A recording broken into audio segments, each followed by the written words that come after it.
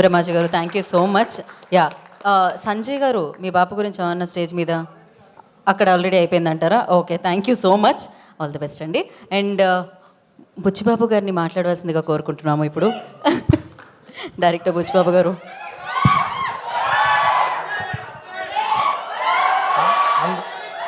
అందరికీ నమస్కారం అండి. అందరికీ నమస్కారం అండి. అంటే బాబు ఒక నిమిషం బాబు. బ్రహ్మాజీ గారు పిలిచారండి, రాపోతే మళ్ళీ ఎవరి దగ్గర ఏం చెప్తారని భయంతో వచ్చేసాను నేను. ఆ హీరో దగ్గరికి వెళ్ళి మనోడికి పొగరు వచ్చిందని చెప్తారు, మళ్ళీ ఇక్కడ ఎందుకని మీకోసం వచ్చాను, నేను భయపడతాను. బాబు సినిమా ట్రైలర్ చూశాను నేను, చాలా బాగుందండి. అంటే ఈ సినిమాకి హీరో ఎవరైనా అడుగుతుంటే అనవసరంగా అడిగాను బ్రహ్మాజీ గారిని, డైరెక్టరే హీరోగా కనపడుతున్నాడు కదా అనిపించింది నాకు. చాలా చాలా బాగా చేశారు దయ్య గారు. మీరు ముందుకు రండి, నేనే దాక్కుంటా అంటే నాకంటే వెనక దాక్కుంటున్నారు. చాలా బాగా చేశారు సినిమా. అంటే మా నాన్నగారు ఫార్మర్ అండి, వ్యవసాయం చేస్తూ ఉంటారు.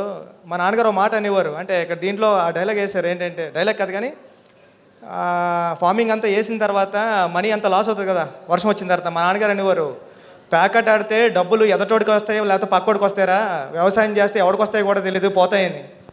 అంత బాధ ఉండేది మా నాన్నగారి దగ్గర వ్యవసాయం చేసేటప్పుడు. అంటే మొత్తం అన్నీ వేసి పెట్టుబడి పెట్టి ఇన్వెస్ట్మెంట్ అంతా చేసేసిన తర్వాత వర్షం వచ్చేసి ఒక నైట్ అంతా పోయేది.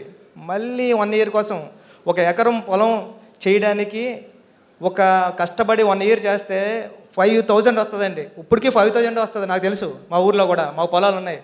అంటే మా నాన్నగారి గురించి ఇప్పుడు చెప్తున్నాను నేను ఇక్కడ. మా నాన్నగారు అప్పుడే కాలం చేసి 1 ఇయర్ అయింది. ఈ సినిమా బాబు సినిమా పెద్ద హిట్ అవ్వాలని మనస్ఫూర్తిగా కోరుకుంటున్నాను టీం అందరికి కూడా. ఆల్ ది బెస్ట్ అండి. Thank you so much. Late అయిపోతుంది తెలుసు, కానీ బాపు సినిమా కాబట్టి మీ బాపుతో ఉన్న ఒక beautiful memory or emotional. Uppena cinema టైంలో మా నాన్నగారు మా అమ్మ చెల్లి అందరూ వెళ్ళారంటండి సినిమాకి రాజమండ్రిలో. వెళ్తే అమ్మ నాన్న సినిమా చూశాడా అని అడిగాను. ఎక్కడ చూశాడరా, చూడలేదు నాన్నగారు అన్నారు. నేను నాన్నగారు అంట, చితకొడేశ్వరు మా నాన్నగారు నన్ను సినిమాలకు వెళ్తుంటే. సినిమా చూశారు నాన్నగారు అంటే, థియేటర్ వరకు వచ్చారు కానీ లోపలికి రాలేదురా అన్నారు. ఏం చేస్తున్నారంటే గేటు బయట నిలబడి అడిగేవారంట అందరినీ, బాబు సినిమా ఎలా ఉంది, బాగుందా లేదా అని అందరినీ అలా అడిగారంట.